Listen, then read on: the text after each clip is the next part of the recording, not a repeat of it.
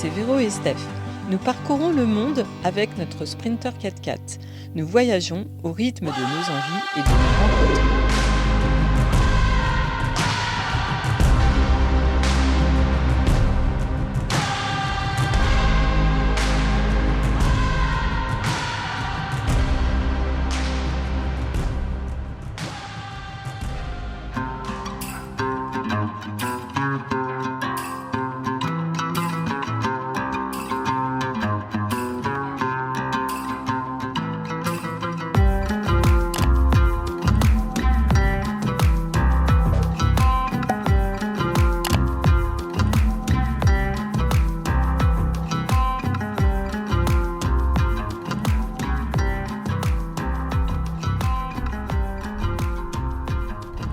Direction Gargaret, la frontière Mauritanie. Là on part avec une fumée blanche là dans le ciel, hein. On voit pas grand chose.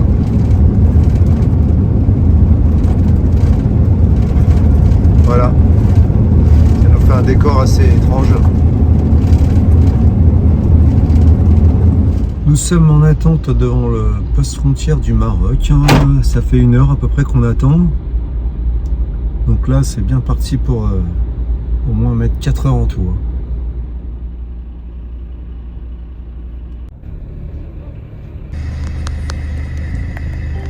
Allez, ça avance un petit peu.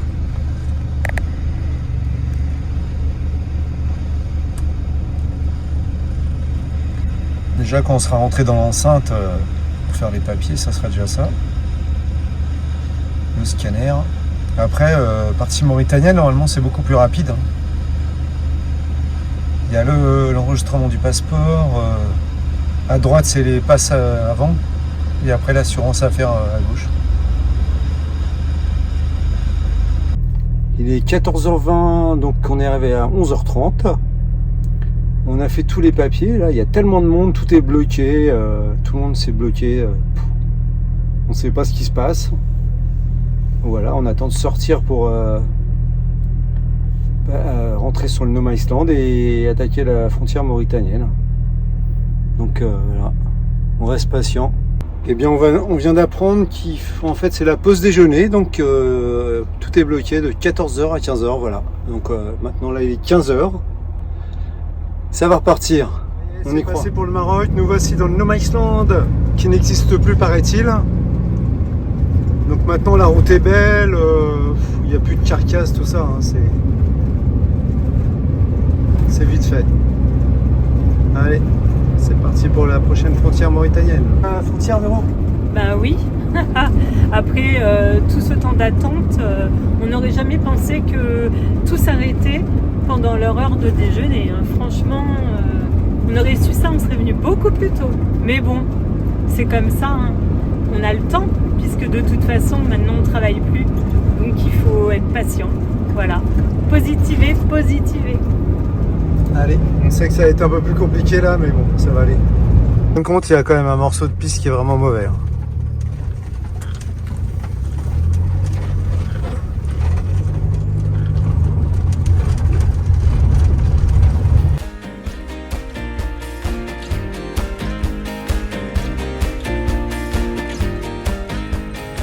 Et nous voici à Nouadhibou.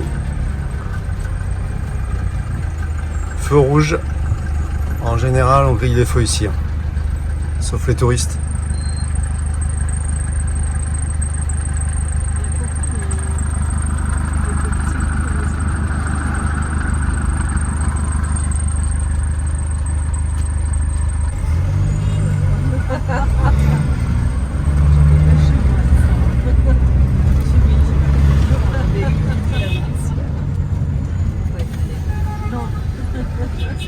Allez,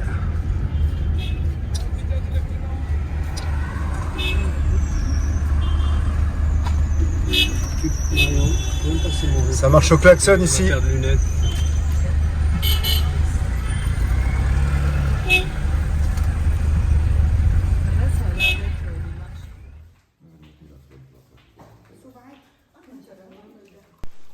Nous retournerons à la Villa Maguela pour nous poser de nuit avant d'attaquer la piste du train et retrouver Victor, notre hôte, qui nous fera préparer un bon dîner. Petit calamar, Véro va se régaler. Allez, on va servir alors.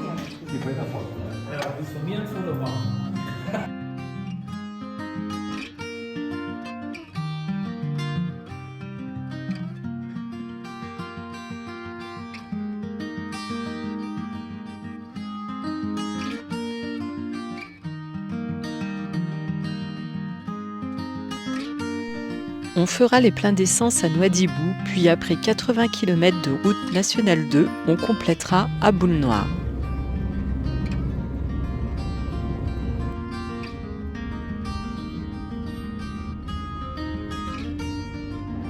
Ça y est, on est parti, direction Boule-Noire pour la piste de Choum.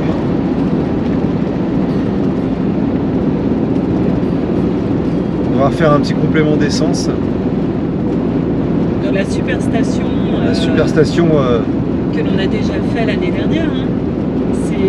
C'est atypique hein, quand même. Hein. Voilà. Remplir ses bidons. Là on longe le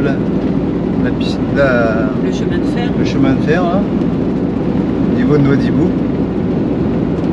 En tous les cas, on a passé 2 super nuits chez Victor, hein, à la Villa Maguela, et avec 2 repas le soir là. C'était top. Mieux hier soir qu'avant-hier. Donc nous sommes en tête. Derrière nous suivent un couple suisse-italien, Dominique et Michel. Et puis notre petit couple français avec qui nous avons fait connaissance au Maroc. Donc Daniel et Marion. Voilà. Donc c'est parti pour des nouvelles aventures. On va prendre la piste du train. Allez, à plus tard. La piste du train, c'est 450 km de piste au nord de la Mauritanie, qui suit la célèbre voie de chemin de fer entre Nouadhibou et Choum.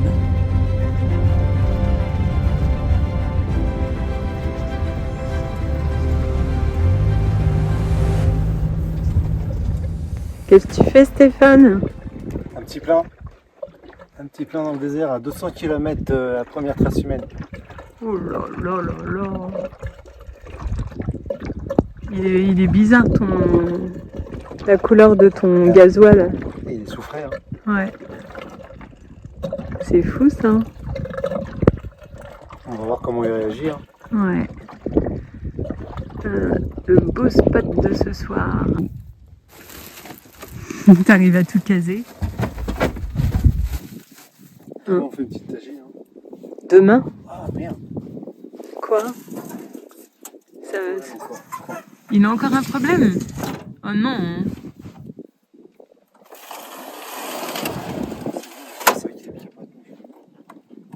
Ah, c'est le truc derrière.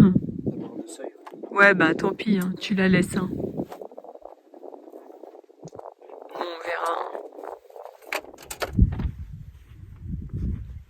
On est pas mal au milieu du désert, sur la piste de Choum, pleine lune.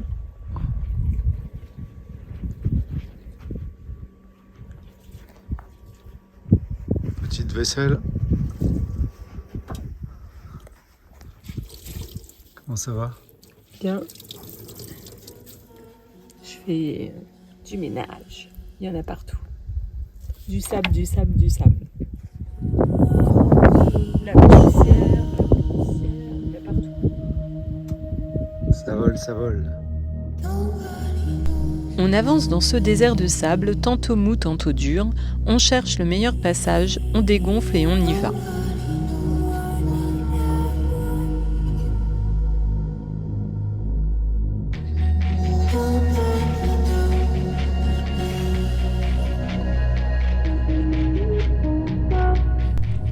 Tout nous semble grandiose. Pas de touristes, seul au monde.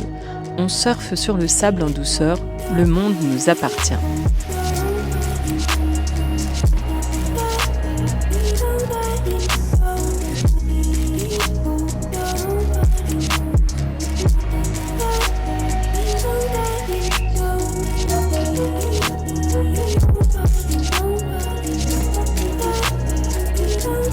Nous naviguerons avec nos traces de l'année dernière. Parfois, on s'interroge et on se demande par où allons-nous passer. C'est vrai que le vent déplace le sable et la piste n'est pas toujours visible.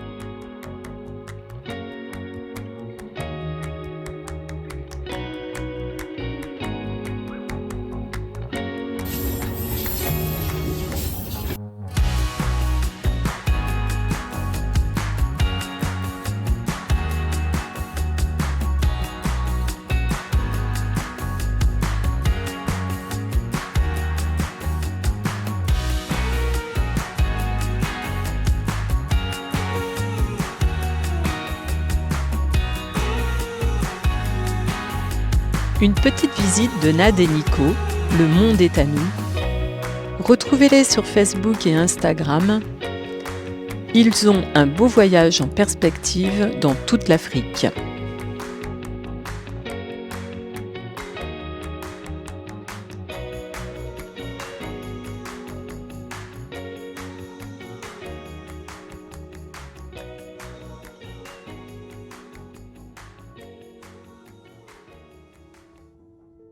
On franchit les rails pour aller voir le deuxième plus gros monolithe du monde, Ben Amira.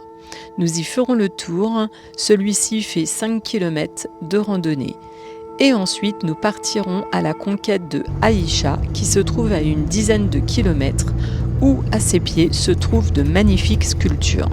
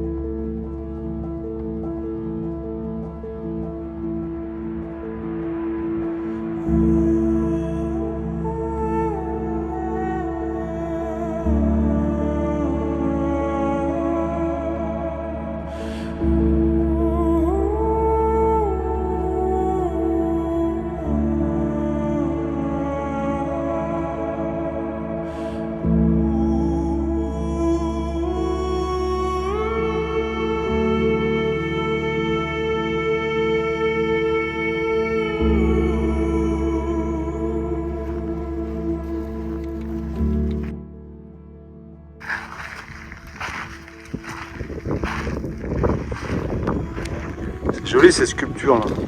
Ouais, alors en fait, on se trouve à côté du monolithe de Aïcha. À côté, il y a sa servante.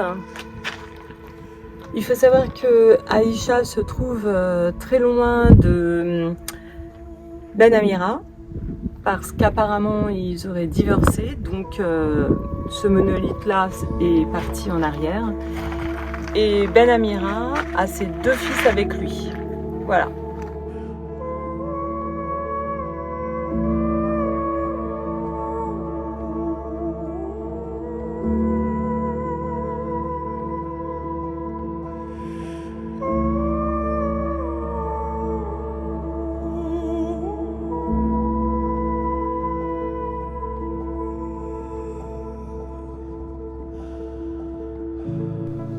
« 16 artistes venus du Burkina Faso, Côte d'Ivoire, Italie, Belgique, France, Irlande, Canada, États-Unis, Pologne, Arménie, Kazakhstan et Chine ont taillé dans les blocs de granit qui se sont détachés de la paroi de Aïcha. Sculpter dans ce granit demande une parfaite maîtrise du geste, une grande énergie.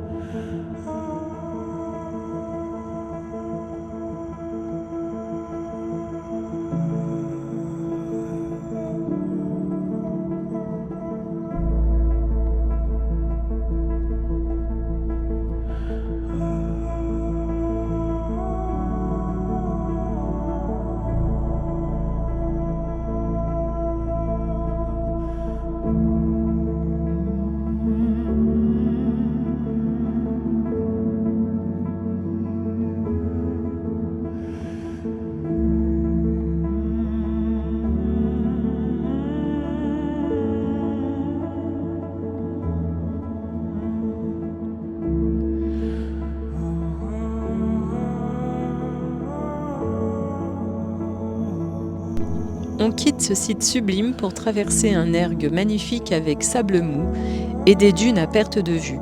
Puis soudain, après plusieurs kilomètres, on aperçoit au loin les antennes de Choum. Ce sera pour nous la fin de cette magnifique traversée. On l'aura fait et nous en sommes tous satisfaits.